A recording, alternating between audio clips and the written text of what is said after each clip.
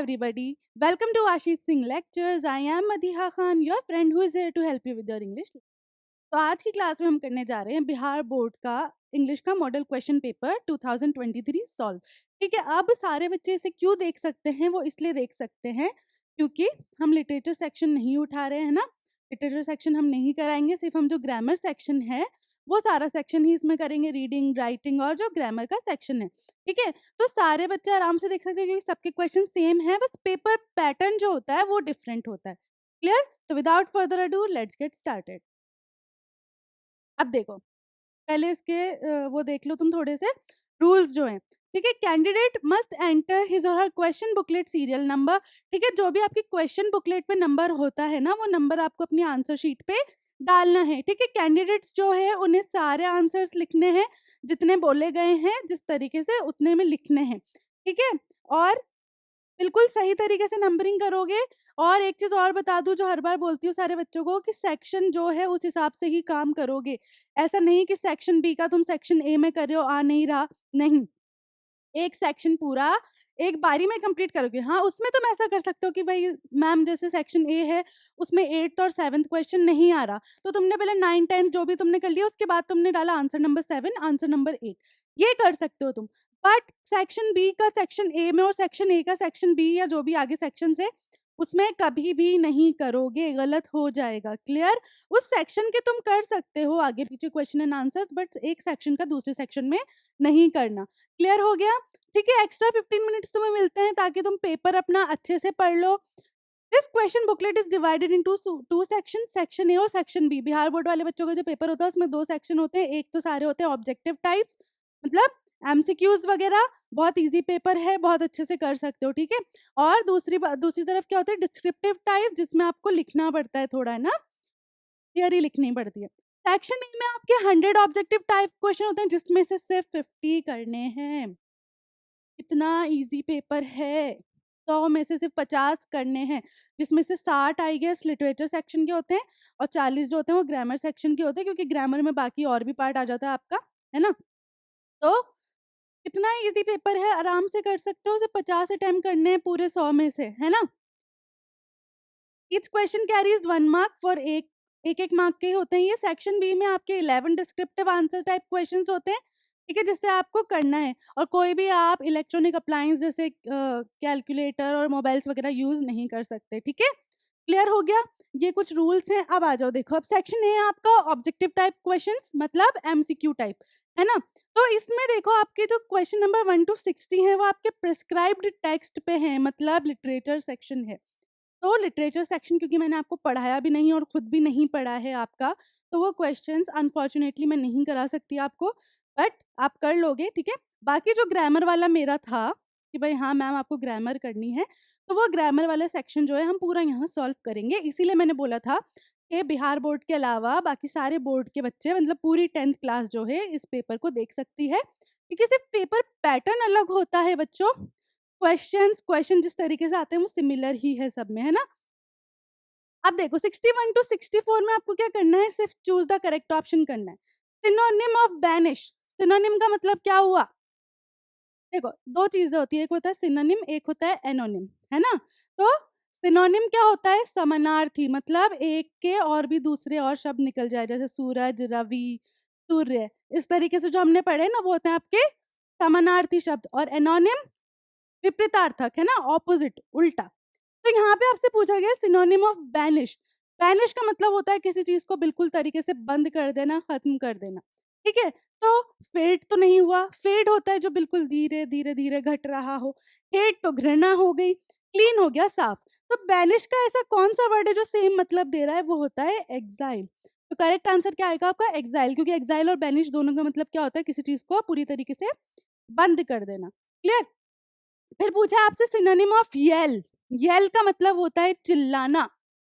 ठीक है, येल का मतलब क्या हुआ, चिल्लाना। तो इसमें से क्या बोस्ट का मतलब आपको लग रहा है चिल्लाना? नहीं होता। क्लेम, क्लेम होता है किसी चीज पे कोई जैसे कि ये मेरा है, ये मैं जो कह रहा हूँ बिल्कुल सही है, ये होता है क्लेम करना।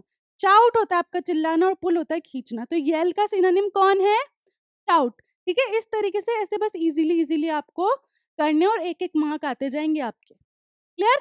नेक्स्ट देखो, एनोनिम ऑफ डिटेन, देखो एंटोनिम नहीं बोलोगे कभी भी, एंटोनिम नहीं होता, प्रोनाउंसिएशन होती है एनोनिम, टी साइलेंट होता है, क्लियर। तो एनोनिम क्या होता है आपका, ऑपोजिट, विपरीतार्थक, है ना। डिटेन, डिटेन होता है किसी चीज को ऐसे रख लेना बस पकड़ के, या कि भाई हाँ बांध दिया तुम्हें, है ना। तो डिटेन का ऑपोजिट क्या होगा, क्या साइलेंस डिटेन का ऑपोजिट है, साइलेंस तो हो गया चुप रहना या चुप्पी। फिर फॉरगेट, फॉरगेट होता है भूलना। प्रॉस्पर और रिलीज, तो क्या होगा इसका, रिलीज। डिटेन किसी चीज को ऐसे बांध के ऐसे पकड़ के एकदम होल्ड करके रखना, है ना।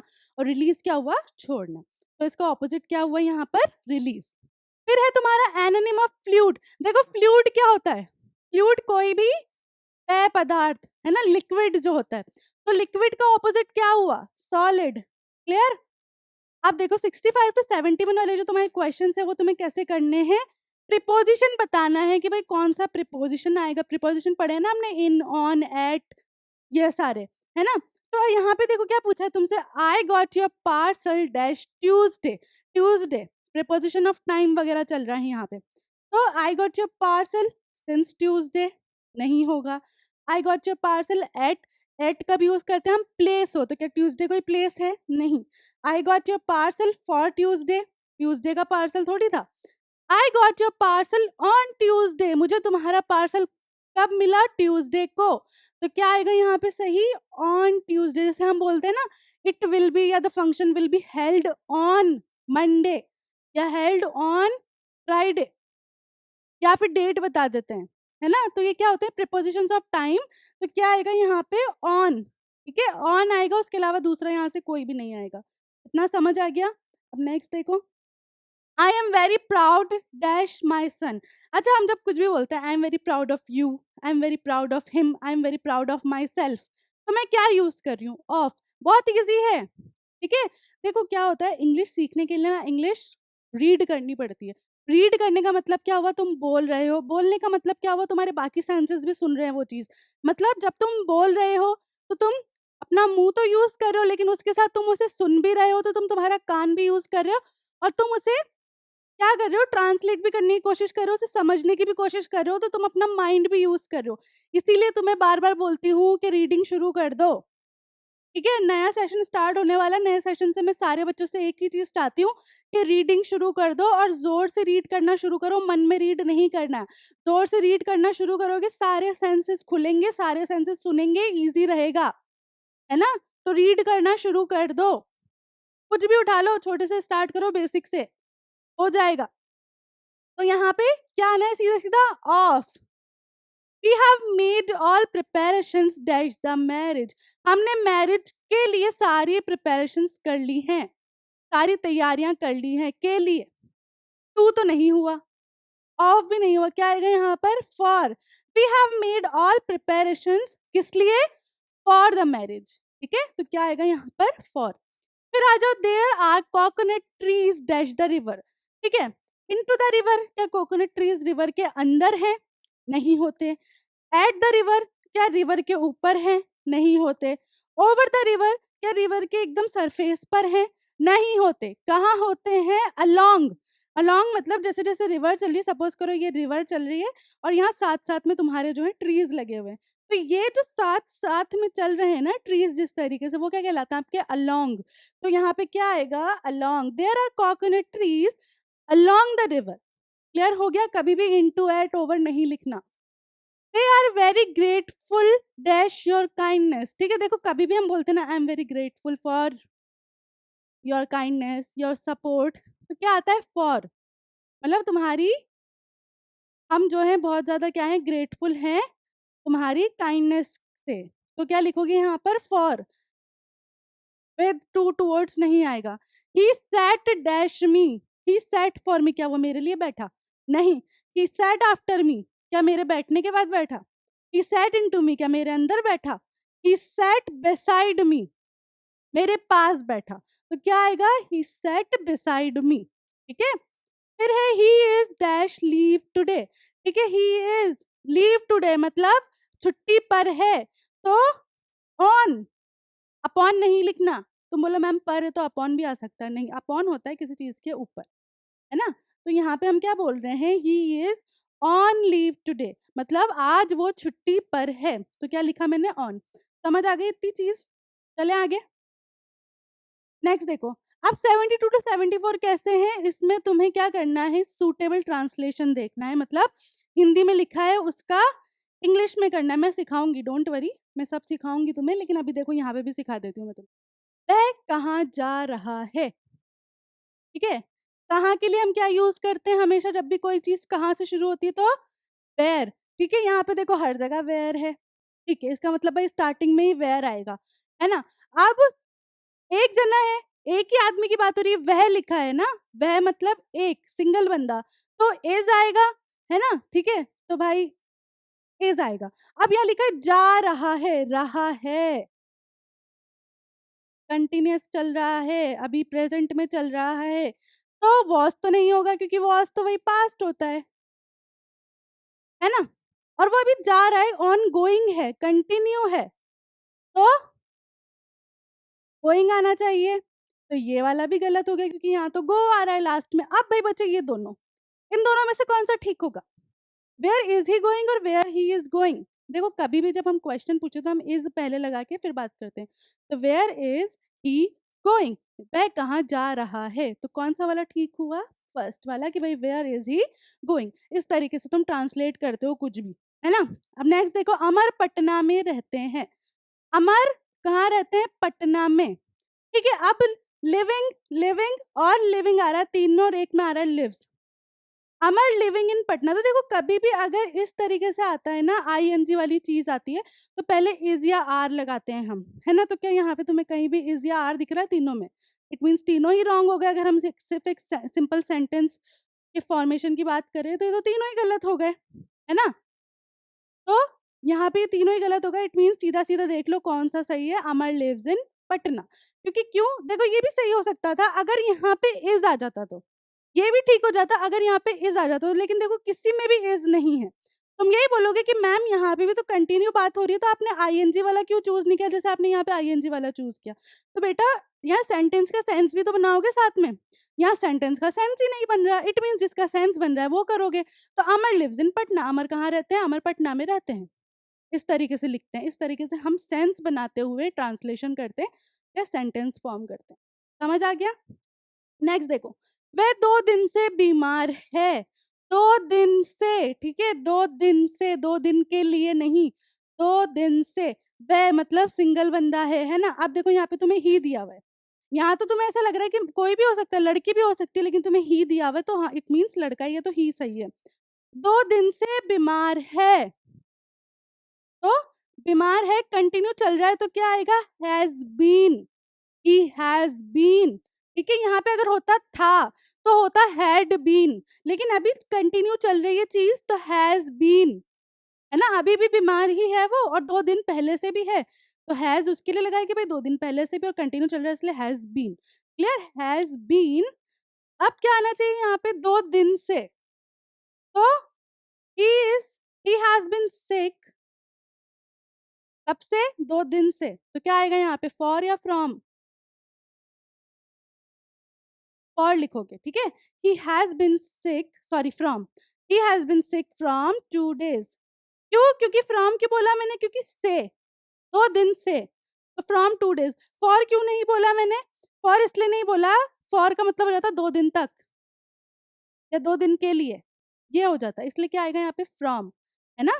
फ्रॉम से, तो फ्रॉम। अगर यहाँ होता 2 दिन के लिए तो मैं फॉर लगाती। क्लियर हो गया? इसलिए मैंने क्या क्या सही, he has been sick from 2 days, वो 2 दिन से बीमार है। समझ आ गया? अब तुम्हारे 75 टू 80 जो है वो कैसे हैं? उसमें तुम्हें बोला गया, यहाँ पे दिया हुआ है कि तुम्हें क्या करना है। जैसे यहाँ पे तुम्हें इनडायरेक्ट स्पीच बतानी है, किसकी? He said to them let us wait for your teacher, ठीक है? He said to them let us wait for your teacher. ये अभी क्या है? डायरेक्ट है, तो इसको इनडायरेक्ट बनाना है, तो तुमने क्या करना है?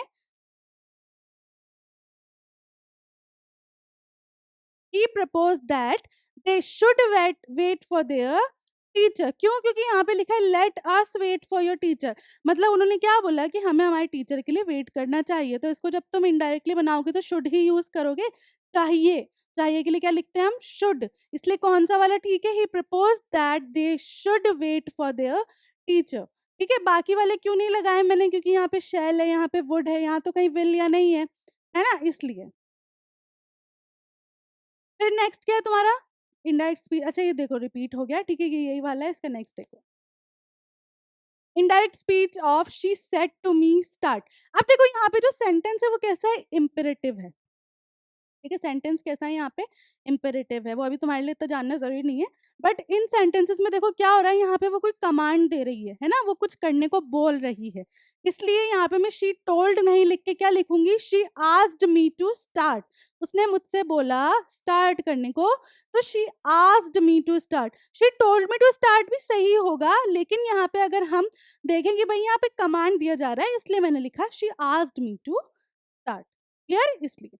Direct speech of you told me that I would pass the examination. अब देखो यहाँ पे क्या हो रहा है, इनडायरेक्ट है, उसको डायरेक्ट बनाना है। ठीक है, इनडायरेक्टली क्या लिखा हुआ है कि भाई तुमने मुझे बोला कि मैं ये एग्जामिनेशन पास कर लूंगा, तो इसका मतलब क्या हुआ, directly you said to me. अच्छा अब देखो मैंने सेड क्यों लिखा, क्योंकि यहाँ टोल्ड लिखा था, है ना, यहाँ पे टोल्ड लिखा था, इसलिए मैंने क्या किया, उसको जब डायरेक्ट किया तो मैंने क्या बोला, सेड, तुमने मुझसे बोला, है ना, तुमने मुझसे बोला, तो सेड टू मी, और आई वुड की जगह क्या हो जाएगा, you will pass the examination. ठीक है, हम डायरेक्ट में बात कर रहे हैं, हम डायरेक्टली बात कर रहे हैं, मतलब दो लोग ही आपस में ही बात कर रहे हैं, है ना, दो लोग आपस में ही बात कर रहे हैं।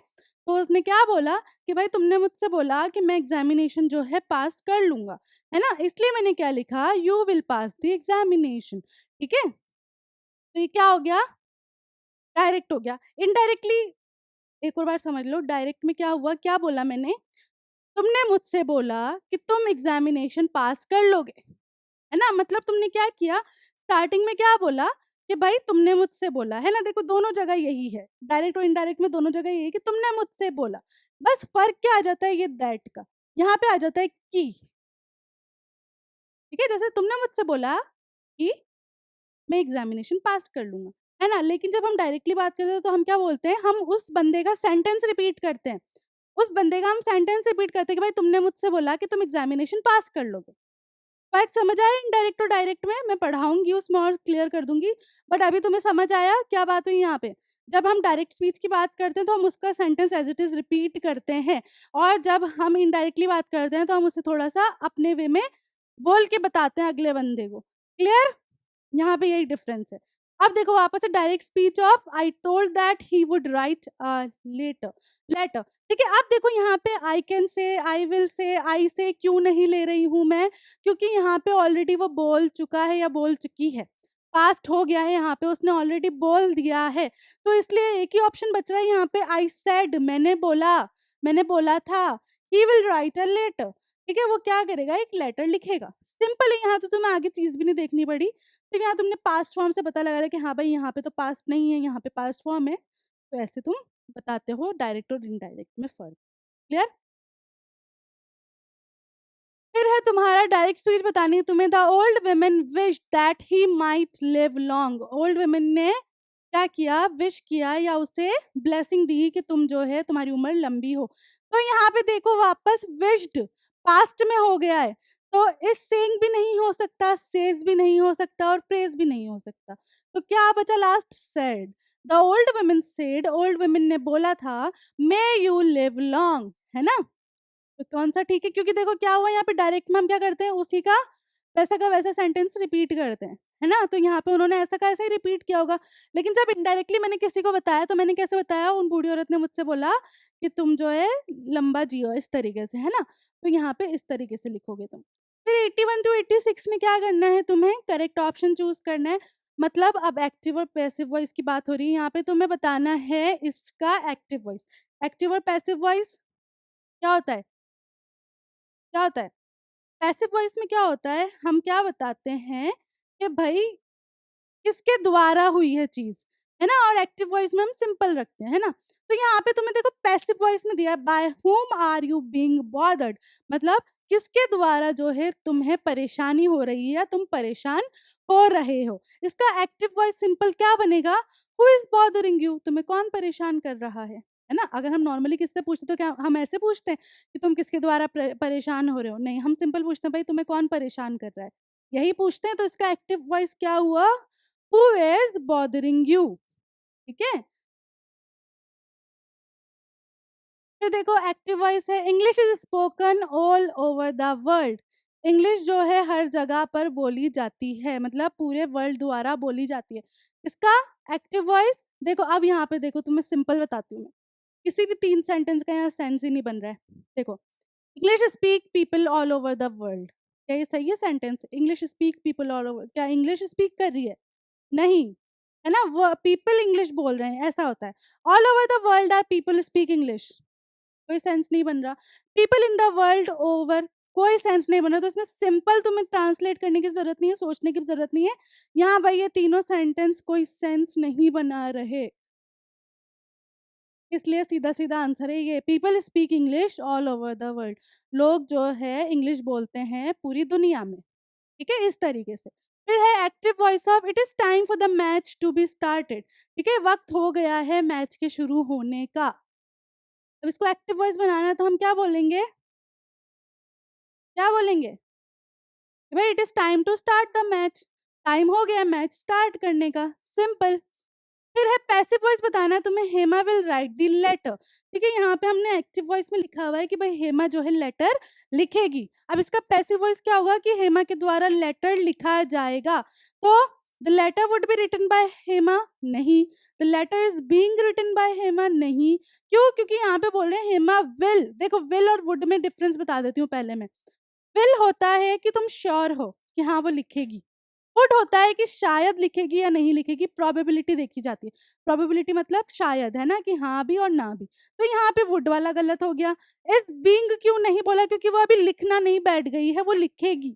फिर the letter will have to be written by Hema. Letter तो भाई हेमा से ही लिखवाया जाएगा, नहीं, है ना? तो सीधा-सीधा क्या आया? The letter will be written by Hema. Letter किसके द्वारा लिखा जाएगा? हेमा के द्वारा लिखा जाएगा। सिंपल। इस तरीके से तुम्हें ध्यान देना है कि भाई इस तरीके से काम होता है।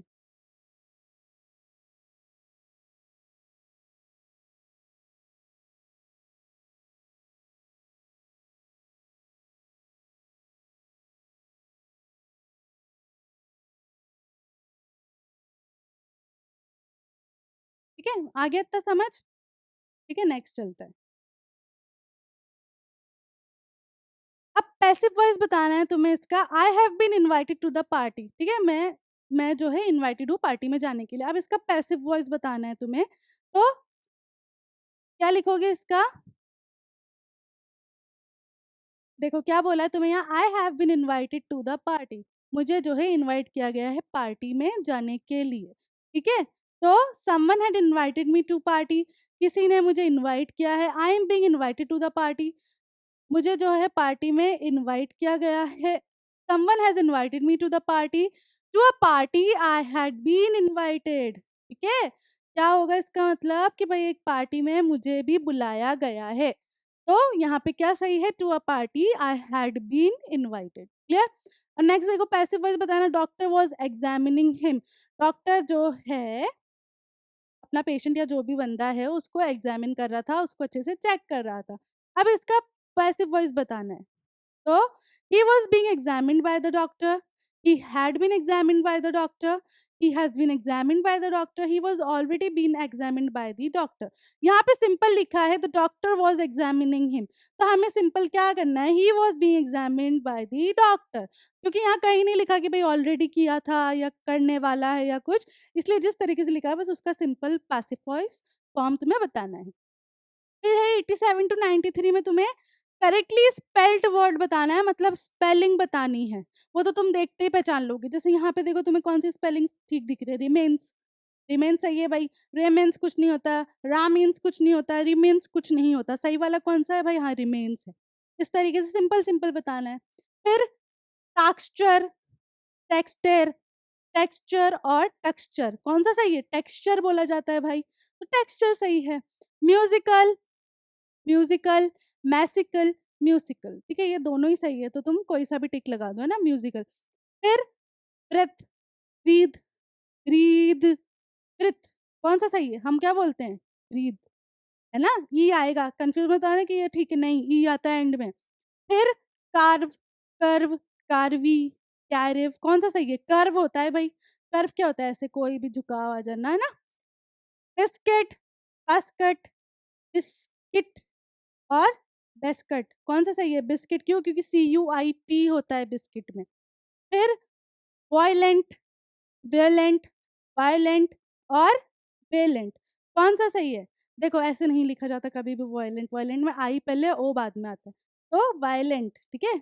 वॉयलेंट नहीं, वायलेंट, तो आई, तो ये वाला ठीक है। फिर 94 टू 100 में तुम्हें क्या करना है? वर्ब की करेक्ट फॉर्म बतानी है। Oil and water dash not mix, oil and water do not mix, simple. Everyone dash this, ठीक है? आप देखो मैंने पहले भी पढ़ाया हुआ है कि भाई वर्ब्स कैसे यूज होते हैं। अगर सिंगुलर है तो प्लूरल वर्ब, और अगर प्लूरल है तो सिंगुलर वर्ब, है ना? तो एवरीवन क्या है? सिंगुलर है। ये मत सोचना कि एवरीवन में तो बहुत सारे लोग आते हैं, नहीं, यहाँ पे कोई एस नहीं है, तो एवरीवन को हम सिंगुलर मानेंगे, तो यहाँ पे कौन सा वर्ब आएगा? प्लूरल, मतलब एस वाला। तो एवरीवन नोज दिस, सबको पता है ना? Raju dash here yesterday, Raju आ चुका है ऑलरेडी कल, पास्ट में चल रही है बात, तो कम का पास्ट फॉर्म क्या होता है? केम, ठीक है? राजू केम हियर यस्टरडे, मतलब वो कल आ गया था। Clear? The news dash alarming, देखो न्यूज, जीन्स, ये सब एक ही तरीके से लिखे जाते हैं, है ना? इनको सिंगुलर ही माना जाता है। तो यहाँ पे क्या आएगा? इज अलार्मिंग, आर नहीं लिखना, आर गलत हो जाएगा, इज आएगा। We have not dash him for a year, हमने उसे एक साल से नहीं देखा है। तो कभी भी जब तुम हैव हैज यूज करते हो तो हम क्या यूज करते हैं उसके साथ?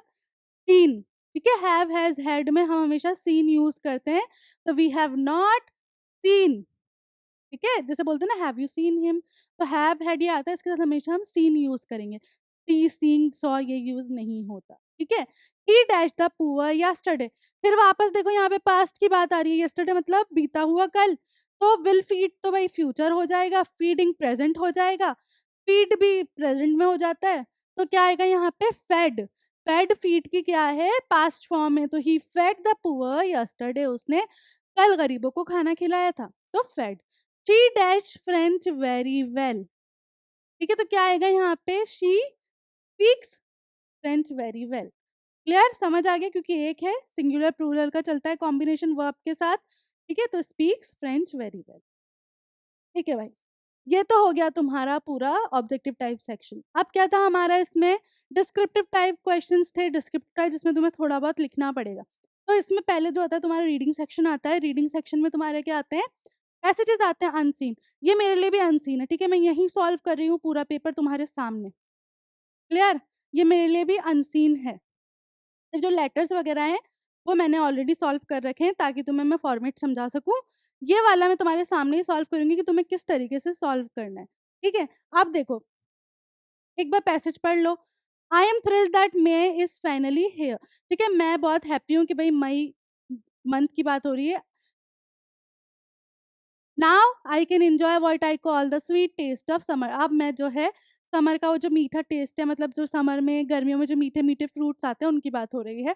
Watermelons are in the stress and I plan to eat one every day for the next 3 months, मतलब वाटरमेलन जो है अभी आएगा और मैंने प्लान कर रखा है कि भाई मैं रोज एक वाटरमेलन 3 महीने तक कंटिन्यू खाऊंगा या खाऊंगी। I think watermelons taste better than any other fruit, मतलब यहाँ पे जो भी बंदा है उसको वाटरमेलन बहुत पसंद है, और वो क्या बोल रहा है कि मुझे लगता है कि वाटरमेलन किसी भी फ्रूट से ज़्यादा अच्छा टेस्ट करता है। Peaches, plums and strawberries are also great in summer, और क्या क्या आता है समर में भाई? पीचेस हो गए, प्लम्स हो गए, स्ट्रॉबेरीज हो गई। I enjoy eating those too but they just don't taste as good to me as a sweet sweet watermelon, मुझे वो सब भी खाना पसंद है लेकिन वो भी मुझे इतना अच्छे नहीं लगते जितना एक मीठा तरबूज। My whole family likes eating watermelons. We ate at least 3 watermelons a week last year. मेरी पूरी फैमिली को ही वाटरमेलन्स काफ़ी अच्छे लगते हैं और हमने लास्ट हफ्ते में कम से कम 3 वाटरमेलन्स खाए हैं। This year I am going to eat watermelon every day all summer long, और इस साल तो भाई मैं जो है पूरे जब तक समर है तब तक रोज वाटरमेलन खाऊंगा। ठीक है, ये पढ़ लिया हमने। क्वेश्चन है, why is the author excited that May has arrived, ठीक है? तो तुम इसका आंसर ये नहीं लिखोगे I am thrilled that May is finally here. इसका आंसर क्या आएगा? The author, why is the author excited that May has been arrived? Because now, अब यहाँ आई की जगह क्या हो जाएगा? ही। ठीक है, because now he can enjoy what he calls the sweet taste of summer. ठीक है, तो यहाँ से तुम्हारा आंसर आ जाएगा, क्योंकि एक का ही है तो तुम बस एक में ही बता सकते हो। और इसकी जगह अगर तुम यहाँ से नहीं तो तुम यहाँ से भी लिख सकते हो, now he can eat watermelons. ठीक है, इस तरीके से। How long with the watermelons be available? कब तक अवेलेबल रहेंगे? पूरे समर या 3 मंथ्स? ठीक है, या तो तुम लिख दो ऑल समर लॉन्ग, सबसे बेस्ट लिख दो ऑल समर लॉन्ग। ठीक है, what other summer fruits does the author enjoy? The author enjoys peaches, plums and strawberries। ठीक है, इस तरीके से आएगा तुम्हारा आंसर। कैसे आएगा मैं यहाँ लिखती हूँ इसका थर्ड का आंसर।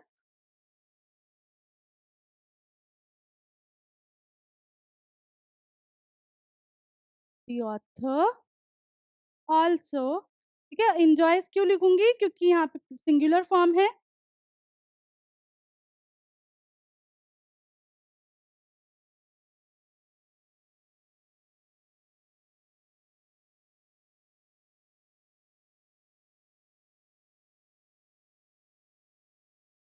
और पीचेस, प्लम्स एंड स्ट्रॉबेरीज, ये आ जाएगा तुम्हारा answer. What does the author plan to do all the summer? क्या करता है वो? क्या लिखोगे इसका? यहाँ से हटा के लिख देना he plans टू ईट, ये पूरा आ जाएगा यहाँ से, watermelon every day all summer long. बस इतना सा तुम्हें इसमें से ढूंढ ढूंढ के आंसर्स लिखने। इतना सिंपल होता है अनसीन पैसेज। समझ आ गया? ऐसे आंसर्स अटेम्प्ट करना। फिर नेक्स्ट है, अगर वो नहीं करना, मतलब उसके तुम ऐसा लग रहा है कि कंफर्म नहीं हो कि आंसर्स आएंगे सही कि नहीं आएंगे, तो तुम्हारे पास दूसरा है। और का मतलब है या तो वो या तो ये, दोनों नहीं करना, अपना टाइम बर्बाद करोगे, दोनों में से एक करना है। Clear? Plants need sunlight and water to make their own food. Plant को जो है क्या चाहिए होती है? सूरज की रोशनी और पानी चाहिए होता है अपना खुद का फूड बनाने के लिए, फोटोसिंथेसिस, है ना। You can do an experiment to test if this is true. आप एक एक्सपेरिमेंट भी कर सकते हो ये टेस्ट करने के लिए क्या ये सच है। Place a bucket over a patch of green grass, after a few days lift the bucket, you will see that the grass is not as green anymore. तो यहाँ पे क्या बोला कि भाई कोई ग्रीन ग्रास का एरिया, उसमें एक एरिया में तुमने क्या किया, बाल्टी रख दी उस पर, और कुछ दिनों बाद तुम देखोगे कि वो उतनी ग्रीन नहीं है जितनी बाकी की आसपास की ग्रास ग्रीन होगी, घास, है ना। If you leave the bucket in a place for a week, the grass will become very dull. This happens because the grass cannot make food in the dark. Remove the bucket in a few days, the grass will start turning green again. ठीक है, अगर तुम उसे हफ्ते भर के लिए रख दो तो तुम देखोगे बिल्कुल डल होता जाएगा उसका कलर। ठीक है, क्यों? क्योंकि डार्क में नहीं बना सकते प्लांट्स अपना फूड, उन्हें सनलाइट चाहिए। और तुम बकेट हटा दोगे तो धीरे धीरे नोटिस करोगे कि वो जो ग्रास है वापस ग्रीन हो रही है। तो यहाँ पे देखो question, what do plants need to make food? सीधा सीधा आंसर ये रहा, plants need sunlight and water to make their own food। ये हो गया first. what happens when a bucket is kept on a patch of grass? ठीक है, क्या होगा? the grass will become very dull। इतना सा आंसर लगा सकते हो तुम, कोई गलत नहीं बोलेगा। ठीक है, फिर why does this happen? ऐसा क्यों हुआ? ये रहा, this happens because the grass cannot make food in dark। ये हो गया तुम्हारा थर्ड का answer. what happens when the bucket is removed? ठीक है, उसके बाद क्या होगा? तो क्या लिखोगे यहाँ पे? when the bucket is removed the grass will start turning green again। ठीक है, पहले यहाँ से लिखना when the bucket is removed, ये यहाँ से आएगा पहले आंसर। ठीक है, क्वेश्चन मार्क हट जाएगा, क्वेश्चन मार्क हट जाएगा, फिर इसके आगे का आंसर यहाँ से लिखोगे the grass will start turning green again. इस तरीके से हम पैसेजेस में से आंसर निकालते हैं। समझ आ गई चीज? इतनी क्लियर हो गया? आ जाओ नेक्स्ट। फिर दूसरा भी तुम्हारा अनसीन पैसेज है। Hari lives in a big city, he is the tailor. Hari जो एक बड़े से शहर में रहता है और वो क्या है? एक टेलर है, दर्जी है। He is a very poor man so he is not able to get enough food for his family. वो बहुत ज्यादा गरीब है, इसलिए वो मतलब असक्षम रहता है अपनी पूरी फैमिली को सही से प्रोवाइड कराने में। He has a wife and a small son, उसकी एक वाइफ है और एक छोटा बच्चा है। His son Sonu is very naughty and a lazy boy, उसका जो बच्चा है वो कैसा है, बहुत ज़्यादा शरारती है और बहुत ज़्यादा आलसी है ना? He never listen to his parents, वो कभी भी अपने पेरेंट्स की बात नहीं सुनता। He plays in the street with other naughty boys, वो मतलब क्या करता रहता है, बस गलियों में अपने दूसरे शरारती दोस्तों के साथ खेलता रहता है। One day his father takes him to a school, there he sees many children who obey their teachers. फिर उसे उसके फादर जो है स्कूल लेके गए, जहाँ उसने क्या देखा कि भाई जो बच्चे हैं वो अपने टीचर्स की कितनी बात मानते हैं। They learn many good habits in the school, they also read and right well, वो बहुत अच्छी-अच्छी, हमने भी अच्छी-अच्छी हैबिट सीखी हमारे स्कूल से, लिखना पढ़ना भी सीखा है ना? Sonu feel sorry and starts changing himself, his parents are very happy now. Sonu ने भी ये चीज़ देखकर खुद को बदलने की कोशिश की और उसके पेरेंट्स अब उससे बहुत खुश हैं। Where does Hari live? Hari कहाँ रहता है? Hari lives in a big city. ठीक है, क्योंकि यहाँ तुम्हें सिटी नहीं दे रखी है तो तुम्हें लिखने की ज़रूरत भी नहीं है, सीधा लिखोगे Hari lives in a big city. What does Hari son do? ठीक है, हरी का बेटा क्या करता है? तो तुम पहले क्या लिखोगे यहाँ पे? पूरा लिखोगे यहाँ से, ठीक है? His son is very naughty and lazy boy. He never listens to his parent. He plays in the street with other naughty boys. ये पूरा आएगा आंसर, ठीक है? Where is Sonu taken to? Sonu को कहाँ लेकर जाया जाता है? इसका आंसर लिखोगे यहाँ से। One day his father takes him to a school. ठीक है, थर्ड भी आ गया। What happens when Sonu starts going to school? जब वो स्कूल जाने लगा तो Sonu feels sorry and starts changing himself. बस इस तरीके से आपको क्वेश्चन एंड आंसर्स करने हैं अनसीन पैसेज में से देख के। क्लियर हो गया? अब भाई वो नहीं करना, उसमें नहीं आ रहा समझ, तो तुम्हारे पास दूसरा भी है। Sardar Patel is known as the iron man of India, he was a great leader in the 20th century. Sardar Patel को क्या माना जाता था? Iron man of India. और 20th सेंचुरी में वो बहुत ज़्यादा इंपॉर्टेंस थी उनकी और बहुत ग्रेट लीडर भी साबित हुए थे वो। He died almost 2 years after the death of Mahatma Gandhi. वो महात्मा गांधी के मरने के 2 साल बाद उनकी भी डेथ हो गई थी। Sardar Patel was a very skilled person who had the capacity to select the right people for the right post. वो बहुत ज़्यादा मतलब स्किल्ड पर्सन थे, मतलब उन्हें बहुत अच्छे से आती थी चीज़ें और वो बहुत ज़्यादा कैपेबल थे, सक्षम थे इस चीज़ के कि वो सही लोगों को ढूँढते थे, सही चीज़ें करने के लिए। He was the Home Minister of India when India-Pakistan war took place in 1947. He died on 15 December 1950. वो होम मिनिस्टर भी थे इंडिया के जब इंडिया पाकिस्तान का वॉर चल रहा था और उनकी डेथ कब हुई? 15 दिसंबर 1950। What is Sardar Patel known as? तो सिंपल सिंपल आंसर आएगा यहाँ से। Sardar Patel is known as the iron man of India. What was Sardar Patel able to do? Sardar Patel क्या करने के लिए एबल थे? तो तुम आंसर यहाँ से लिखोगे Sardar Patel was a very skilled person who had the capacity to select the right people for the right post. ठीक है, ये उनकी कैपेबिलिटी थी, ये कर सकते थे वो। In which century was Sardar Patel a great leader? ठीक है, कब थे? 20th सेंचुरी में, तो यहाँ से लिखोगे पूरा answer he was a great leader in the 20th century. फिर which war took place in when he was the home minister? ठीक है, कौन सी वॉर थी? तो क्या लिखोगे यहाँ पे? यहाँ से स्टार्ट करना। When he was the home minister, कौन सी वॉर चल रही थी? या फिर यहाँ से मत लिखो, सिंपल सिंपल यहीं से लिख लो इसको, यहाँ से लिख लो direct. He was the home minister of India when India Pakistan war took place in 1947। सीधा सीधा बस इस तरीके से तुम्हें अनसीन पैसेज करने हैं और उसके क्वेश्चन आंसर्स लिखने। क्लियर हो गया? समझ आ गया इतना? अच्छे से मार्क्स आ सकते हैं इसमें। फिर तुम्हारी ऐसे ही पोएम आ जाएगी, पोएम में नहीं करवा रही, सिर्फ मैंने लिखी है ताकि तुम्हें समझ आ जाए कि तुम्हें ऐसे पोएम दे दी जाएगी और उसका कोई भी पैराग्राफ दे दिया जाएगा, उसके बेसिस पे तुम्हें क्वेश्चंस करने हैं। ठीक है, जैसे within a prison cell all night I lay awake, तो यहाँ पे क्वेश्चन क्या पूछा? Where is the narrator in the poem? Narrator कहाँ है पोएम में? प्रिजन सेल में है ना? फिर why is the narrator sad? ठीक है, वो क्यों क्या है, सैड क्यों है? My heart begins to ache, no food at all was left, what will the children eat? ठीक है, वो सैड क्यों थे? क्योंकि कुछ भी फूड नहीं बचा था, तो बच्चे क्या खाएंगे, इसलिए वो सैड थे। इस तरीके से तुम्हें आंसर्स लिखने हैं। What is the scene at his home? अब उसके होम पे क्या सीन है वो तुम्हें यहाँ से देख के लिखना है। इस तरीके से पोएम का आ जाएगा। पोएम में नहीं सॉल्व करा है क्योंकि तुम्हारे प्रिस्क्राइब टेक्स्ट की है। बस एक तुम्हें एग्जाम्पल दे दिया और इसमें भी तुम्हें एक ऑप्शन मिल जाएगा अगर तुम्हें इसके बेसिस पे आंसर नहीं आ रहे तो एक और पोएम दी जाएगी जिसमें से एक करना है। तो यहाँ पे 6 चीज़ों में से तुम्हें 3 करना है। मतलब फर्स्ट में 2 ऑप्शन है तो 1, सेकंड में 2 ऑप्शन है तो 1 करना है और थर्ड में 2 ऑप्शन है तो 1 करना है। समझ आ गया? एक-एक ही अटेम्प्ट करना है।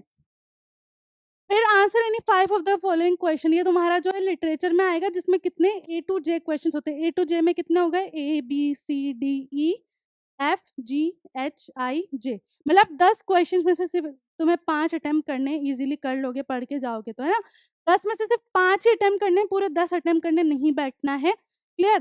फिर है तुम्हारा पैराग्राफ लिखना है। तुम्हें 5 टॉपिक दिए गए हैं, 5 में से किसी एक पर लिखना है। वो भी बहुत इजीली लिख लोगे। मैं तुम्हें यहाँ सारे बता रही हूँ, तुम्हें इनमें से कोई एक करना है। जैसे फर्स्ट, ठीक है, अब जैसे पहला है हमारा culture of India. Culture of India में देखो 5 मार्क्स का है तो बहुत है। Indian culture is diverse and comprises various customs, ideas and social attributes and beliefs. India contains different cultures and communities that differ prominently in their traditions, food habits, languages and traditions. ठीक है, India देखो क्या है, India में हर तरीके के लोग हैं, हर तरीके की प्रथा, हर तरीके का खाना, हर तरीके के फूड, हर तरीके के फेस्टिवल्स, हर तरीके के कस्टम्स, सब है ना। फिर भी क्या है, एक दिखता है India. Indian culture is an amalgamation of different traditions and customs and how different communities present and organize themselves in terms of morality and etiquette. ठीक है, अमालगमेशन मतलब जोड़। इतना सब अलग अलग होने के बाद भी इंडिया जो है क्या होता है, यूनिटी में ही दिखता है और कैसे सब अपने अपने मैनर्स और एटिकेट्स दिखाते हैं। तो उस तरीके से तुम्हें इंडियन कल्चर के बारे में लिखना है। क्लियर हो गया? अब नेक्स्ट देखो, trip to Rajgir. Rajgir is town where the air that surrounds its beautiful sceneries carries hints of spirituality and vibrant use of history with link with both Buddhism and Jainism. Rajgir क्या है, एक ऐसा town है जिसकी हवा ने क्या surrounded कर रखा है, वो जैसे ब्यूटीफुल ब्यूटीफुल सी जगह कर रखी हैं और साथ में जो है मतलब हिस्ट्री भी देखने को मिलती है हमें, बुद्धिज्म और जैनिज्म वगैरह वाली, है ना। Set in a green valley and surrounded by rocky hills, Rajgir is a spiritual town with natural serenity amongst the dense forest, mysterious caves and springs. यहाँ पे अब क्या बात हो रही है कि राजगीर जो है क्या है, आसपास पूरी ऐसी रॉकी हिल्स है, मतलब ऐसा चट्टानी चट्टानी एरिया है और वहाँ पे क्या है, एक मतलब ऐसा टाउन है जहाँ मन को बहुत शांति मिलती है क्योंकि बहुत प्यारी प्यारी सी चीजें हैं देखने को। To proceed for the excursion tour of Rajgir and Nalanda, approx 100 kilometers per 2 hours drive one way। ठीक है, तो यहाँ पे क्या बोला गया, एक्सकर्शन मतलब जाना, टूर की बात हो रही है ना। तो हाँ, जैसे 100 किलोमीटर या फिर 2 घंटे की ड्राइव है एक वे की, मतलब 4 घंटे। Nalanda is the antiquated seat of taking in the remains of the university uncover that it was the primary international university of the world where more than 2000 instructors and 1000 understudies from everywhere throughout the Buddhist world lives and considered। ठीक है, यहाँ पे हमने क्या देखा, नालंदा। नालंदा में देखो मतलब ऐसी यूनिवर्सिटी जिसका मतलब कुछ ही हिस्सा बचा है, तो वहाँ पे क्या है, वहाँ हम देख सकते हैं कि हम पूरी वहाँ की हिस्ट्री इस तरीके से पता लगा सकते हैं। तो बस इतना ही लिखना है एक पैराग्राफ में, कोई एक करना है तुम्हें इनमें से। क्लीनलीनेस, क्लीननेस पे बहुत आराम से लिख सकते हो अपनी मर्जी से। Cleanliness is an excellent habit, it is taught to us by parents, teachers and elders. सफाई जो एक बहुत अच्छी आदत है जो हमें बचपन से सिखाई जाती है हमारे पेरेंट्स, टीचर्स और हमारे बड़ों के द्वारा। There is also a famous proverb saying cleanliness is next to godliness, we must keep our environment clean। ठीक है, एक मतलब ऐसे कोई बात बोली गई है कि भाई क्लीनलीनेस जो है किसके करीब ले जाती है, गॉड के करीब ले जाती है, इसलिए हमें हमारे आसपास का एरिया क्लीन रखना चाहिए। We should keep dirtiness away as it has terrible effects on our health. Also, we should not litter at home, school, roads, parks, etc. If we keep the place around us clean, we will also feel good about it, and as we all our elders will be happy, also be happy if we lead a healthy and clean life, we can become successful and happy when we will be old। ठीक है, यहाँ पे क्या बात हो रही है, तुम अपने हिसाब से भी लिख सकते हो कि भाई कचरा नहीं फैलाना चाहिए, ये नहीं करना चाहिए, अपना एरिया, अपना घर, स्कूल, हर जगह साफ रखनी चाहिए और ऐसा करने से हमारे एल्डर्स भी खुश होंगे और हमारे दिल को भी संतुष्टि मिलेगी। फिर है तुम्हारा railway journey. A journey is always interesting, it is also an exciting experience. Journey जो होती है वो कहीं की भी हम करते तो बहुत क्या होती है, एक्साइटिंग होती है, इंटरेस्टिंग होती है कि क्या होने वाला है, क्या होगा आगे, आगे क्या आने वाला है। इस तरीके का एक हमारा क्या होता है, एक्सपीरियंस होता है। A railway journey is more so a travel from, यहाँ पे आएगा आई, ठीक है? ऐसे।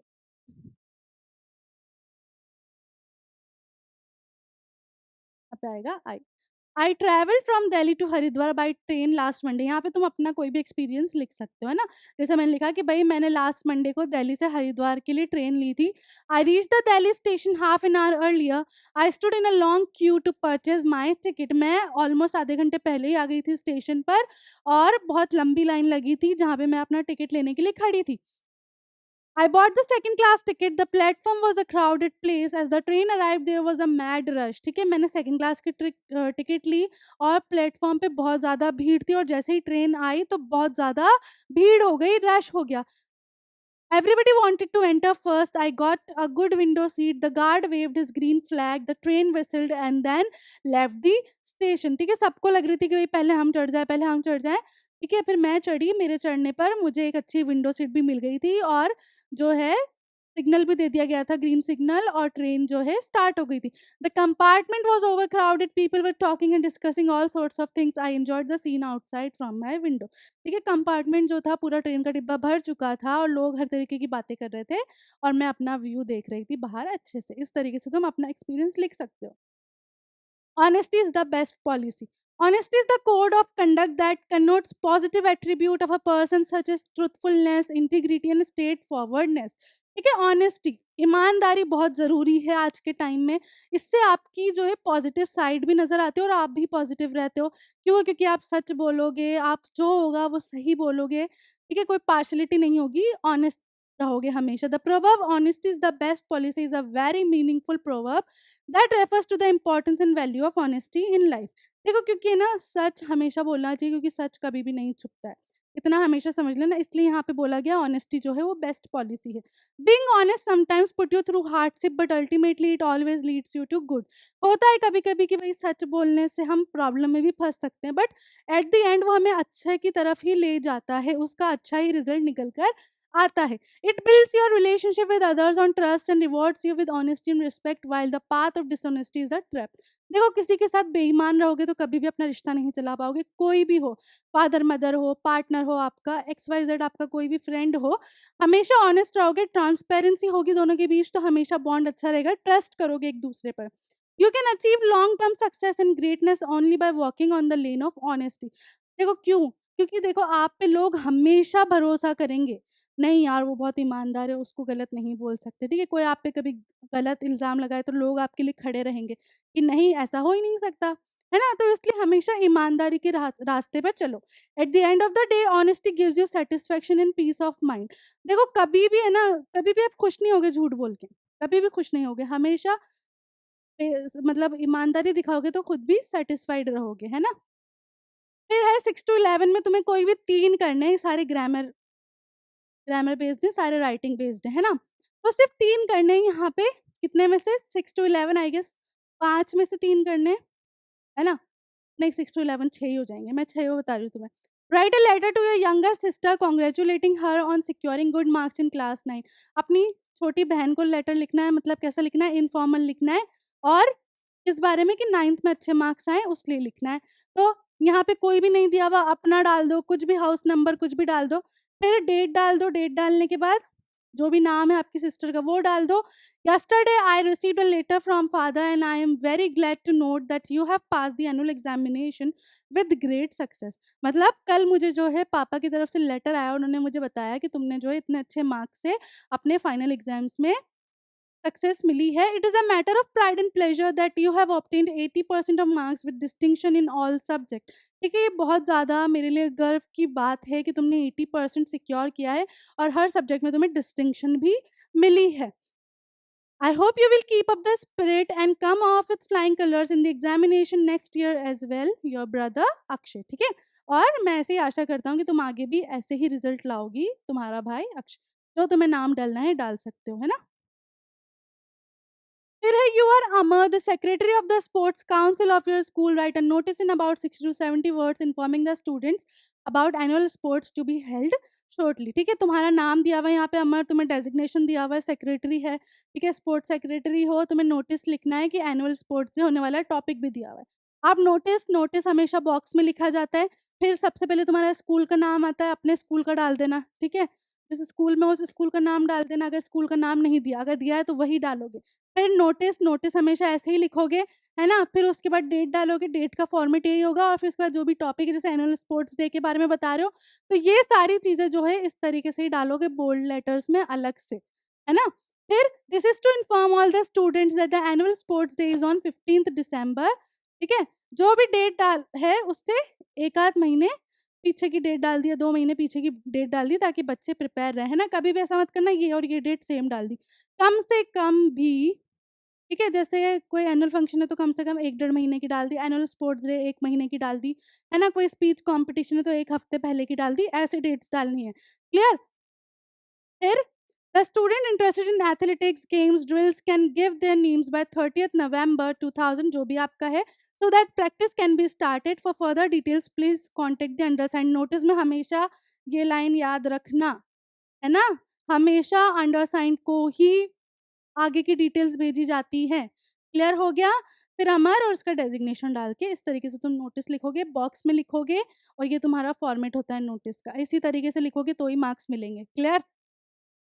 Right a report on the visit of education minister to your school, ठीक है? यहाँ पे तुम्हें कुछ नहीं बोला गया है कि तुम्हारा नाम क्या है, डेट क्या है, क्या नहीं है और दूसरी चीज़ कि कौन-सा फंक्शन है, वो भी नहीं दिया हुआ। तो फंक्शन तुम अपने हिसाब से डाल सकते हो, कुछ भी independence day, annual sports meet, कुछ भी डाल सकते हो, बस तुम्हें ध्यान रखना है, फिर उस बेसिस पे तुम्हारी रिपोर्ट बनेगी।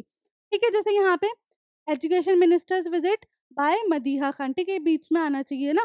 फिर last Sunday annual prize distribution function was organised in a school, ठीक है? अब रिपोर्ट में हमेशा सारी चीज़ें पास्ट में चलती है क्योंकि हो जाता है उसके बाद रिपोर्ट बनती है, तो सारी चीज़ें पास्ट फॉर्म में लिखोगे, याद रखना हमेशा, ठीक है? लास्ट संडे मतलब पिछले Sunday annual prize distribution function हुआ था हमारे स्कूल में। In order to make this event successful a lot of preparation were made by students and teachers, ठीक है? कि भाई इवेंट जो है बहुत अच्छा हो, तो बहुत सारी प्रिपरेशन तैयारियाँ की गई थी स्टूडेंट्स और टीचर्स के द्वारा।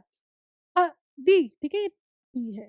The education minister of the state had to come as the chief guest, ठीक है? एजुकेशन मिनिस्टर जो है वो आने वाले थे चीफ गेस्ट के पोस्ट पे, है ना? It was a matter of great pride for us, therefore the school building was decorated like a bride, ठीक है? हमारे लिए बहुत गर्व की बात थी कि एजुकेशन मिनिस्टर हमारे स्कूल में आ रहे थे, तो पूरे स्कूल को दुल्हन की तरह सजाया गया था। The parents of the student and other respected people of the city were invited to grace the occasion, ठीक है? एनुअल फंक्शन होता है तो सब आते हैं, पेरेंट्स वगैरह सब आते हैं, है ना? फिर the function had to be started at 10 AM sharp. कब शुरू होने वाला था? 10 बजे सुबह। The chief guest arrived on time, chief guest भी आ गए थे टाइम पे। और principal and some members of school management welcome him with bouquet of flowers, ठीक है? मतलब फ्लावर का गुलदस्ता देकर क्या कह रही हूँ, चीफ गेस्ट या फिर हमारे जो मिनिस्टर थे, एजुकेशन मिनिस्टर, उनका वेलकम किया गया। The chief guest distributed the prizes to the winners for the respective fields. Then he delivered a very motivating speech. फिर चीफ गेस्ट ने जो है सारे बच्चों को जो है उनके प्राइजेस दिए और फिर एक बहुत अच्छी motivating speech the. He advised all the students to work harder in life to get sure success. उन्होंने क्या बच्चों को क्या राय दी कि मतलब अच्छा हार्ड वर्क करो, सक्सेस मिलेगी, है ना? We appreciated with loud cheers, the function ended with national anthem. हमने जो है काफ़ी तालियां बजा के उस चीज़ को अप्रिशिएट किया उनकी स्पीच को, और फिर एनुअल फंक्शन जो है वो कैसे ख़त्म हुआ? नेशनल एंथम से। क्लियर? इस तरीके से तुम्हें रिपोर्ट बनानी है। समझ आ गया? इस तरीके से लिखोगे। रिपोर्ट का फॉर्मेट यही होता है कि जो भी है, जैसे मिनिस्टर की विजिट थी तो तुमने वो डाला बोल्ड लेटर में, फिर बाय लाइन डालोगे, नाम नहीं दिया तो अपना नाम डालोगे। क्लियर हो गया? डिटेल्स दी हैं तो वो डिटेल्स पुट करोगे, नहीं दी हैं तो अपने हिसाब से डालोगे। फिर है write an application to the principal of your school drawing attention towards unsatisfactory drinking water facility for students. अपने ही प्रिंसिपल को एप्लीकेशन लिखनी है किस बारे में? कि भाई जो पीने का पानी है वो साफ नहीं आ रहा है, उस बारे में। तो वही टू द प्रिंसिपल, स्कूल का नाम डालोगे, डेट डालोगे, सब्जेक्ट डालोगे unsatisfactory drinking water facility for students, और रिस्पेक्टेड अगर सर हैं तो सर या मैम दोनों लिख सकते हो। With due respect, I want to say that students and faculty of school are having a problem of safe drinking water. ठीक है? मतलब पहले आप हमेशा ऐसे स्टार्ट करोगे विद ड्यू रिस्पेक्ट, या बहुत हम्बली शुरू करते हैं हम हमेशा, है ना? तो पूरी जो है रिस्पेक्ट के साथ, पूरे सम्मान के साथ मुझे आपसे ये बात कहनी है कि जो स्टूडेंट है और बाकी जो भी फैकल्टी है स्कूल की, टीचर्स, स्टाफ जो भी हैं, उन सबको ये प्रॉब्लम आ रही है कि भई जो पानी है पीने का वो साफ़ नहीं आ रहा। The water is supplied the school is not in a proper condition and safe to use. ठीक है? जो भी पानी स्कूल में आया जा रहा है वो प्रॉपर नहीं है, सेफ नहीं है पीने के लिए। There are complaints of some stomach problems among students. ठीक है? यहाँ पे आप कुछ भी डाल सकते हो, है ना? कि भई बच्चे बीमार हो गए, पेटों में दर्द हो रहा है, ऐसा। You are therefore requested to take immediate action to improve the condition. इसलिए मैं आपसे रिक्वेस्ट कर रहा हूँ कि भई आप जो है इसके लिए इमीडिएटली मतलब तुरंत इस पे कोई एक्शन लें। The students are ready to help and assist the teacher for this noble cause. Student वगैरह भी रेडी हैं टीचर्स के साथ हेल्प करने के लिए। योर्स ओबीडिएंटली, क्योंकि नाम नहीं दिया तो तुमने अपना नाम डाल देना, अगर दिया है तो वो डालना और चाहो तो अपनी क्लास भी डाल देना। इस तरीके से हम एक लेटर लिखते हैं फॉर्मल, ठीक है? फिर है you are Saurabh write a speech in about 60 to 70 words on keeping your locality clean. ठीक है? स्पीच देनी है, स्पीच के लिए हम पहले हमेशा क्या करते हैं, सबको इंट्रोडक्शन देते हैं अपना, है ना? सबको एड्रेस करते हैं। तो जैसे good morning to the sir, madam and my friends, my name is Saurabh, I study in class 10th, today I will recite a speech on cleanliness. ठीक है? गुड मॉर्निंग बोल दिया, जो भी बैठा उनको एड्रेस कर दिया। मेरा नाम ये है, मैं इस क्लास से बिलॉन्ग करता हूँ और आज मैं जो है स्पीच इस बारे में देने वाला हूँ। ठीक है? I have specially selected this topic because of much importance of it in our daily lives. मैंने ये टॉपिक इसलिए सेलेक्ट किया क्योंकि ये बहुत इम्पोर्टेंस रखता है हमारी रोज़मर्रा की लाइफ में। Actually, the means of cleanliness is the complete absence of dirt, dust, stains, and bad smells at home, working places or surrounding areas. ठीक है? क्लीनलीनेस का एक्चुअल मीनिंग क्या है कि भाई कोई भी धूल, मिट्टी, कोई भी दाग धब्बे, कोई भी ऐसी जो अनसैनिटरी चीज़ें हैं वो ना हो हमारे आसपास के एनवायरनमेंट में, स्कूल्स में, होम में या जहाँ भी हम काम करते हैं। The most important purpose of maintaining cleanliness is to get health, beauty, remove offensive odor as well as avoid the spread of dirt and contaminants। ठीक है? मेन पर्पस क्या है क्लीनलीनेस का कि भाई एक अच्छी हेल्थ हो, हेल्थ अच्छी होगी तो आप अच्छे दिखोगे भी और जो सारी गंदी बदबू है, जो भी है कंटामिनेंट्स हैं, वो सब दूर रहें आपसे। We clean our teeth, clothes, body hair on daily basis in order to get freshness and achieving cleanliness. ठीक है? हम जो है हमारे ऑब्वियसली रोज़ नहाते हैं, रोज़ ब्रश करते हैं, क्लोथ्स धोते हैं ताकि हम जो है इन सारी चीज़ों से दूर रहें और साफ दिखें। क्लियर हो गया? इस तरीके से लिख देना।